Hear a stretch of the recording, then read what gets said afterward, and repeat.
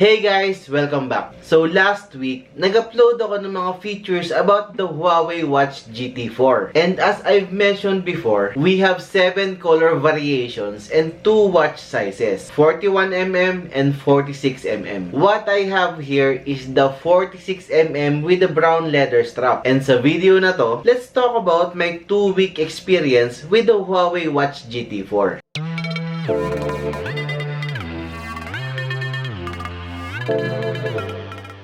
Before we begin, if you are someone that loves tutorials, tech news, and product reviews like this one, please consider subscribing. Kasi nag-upload ako ng mga helpful and exciting videos regularly. Okay, so last time, nabanggit ko na nagustuhan ko yung build quality ng watch na to. The excellent craftsmanship can both be seen and felt with the Huawei Watch GT4. On a user's perspective, kapag maganda yung quality ng watch mo, it gives you a boost of confidence because of the swag of your watch. On most days, I dress casually. And hindi ako nahirapan na ibagay siya sa damit ko. I brought my Watch GT4 on my recent trip to Palawan. And I had fun playing with the different watch faces na pwede mong pagpilian. You can either match your watch face with your shirt, your mood, or even your surroundings. Yan yung isa sa pinaka nagustuhan ko. Kasi it gives me the freedom to express my style because of the wide range of customization options. Satisfied din ako sa strength and durability ng glass face and stainless steel body nito. When traveling kasi, hindi maiiwasan na mabunggo siya. Pero hindi naman siya nagkaroon ng scratches and very minimal lang yung signs of usage. Sa 2 weeks na gamit ko siya, madalas na hindi ko napapansin na suot ko siya kasi sobrang comfortable niya. Saktong-sakto lang din yung bigat niya for me. Meron na rin akong nagamit na ibang smartwatch before. Pero ngayon ko lang na-appreciate and na-maximize yung use ng smartwatch when it comes to productivity and health monitoring by using the Huawei Health app. Speaking of productivity, natutulungan din ako nito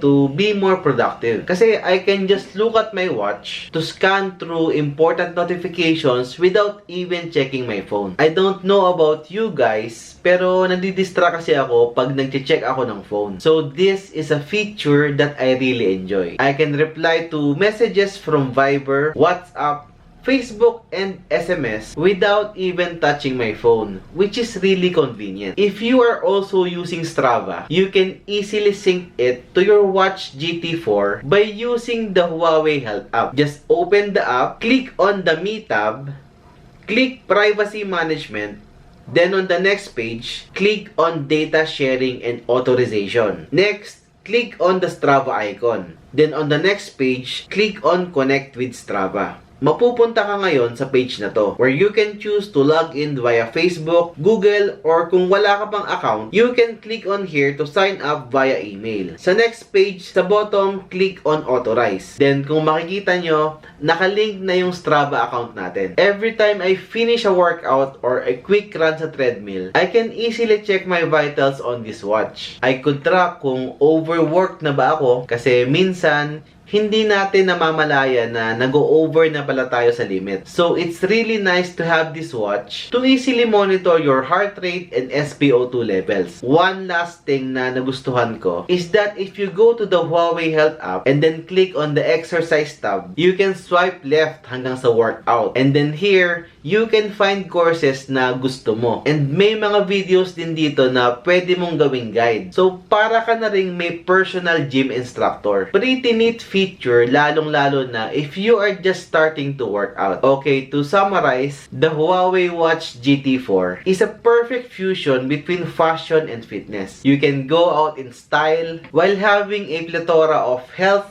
and workout modes strapped right on your wrist. This is perfect if you are someone looking for a smartwatch. So do check this out sa mga official stores, or you can also check out yung links na ilalagay ko sa description box. So that's the end of the video and I hope you guys liked it. Thumbs is a plus, subs is a must. I'm the Unboxing Tito and I will see you next time.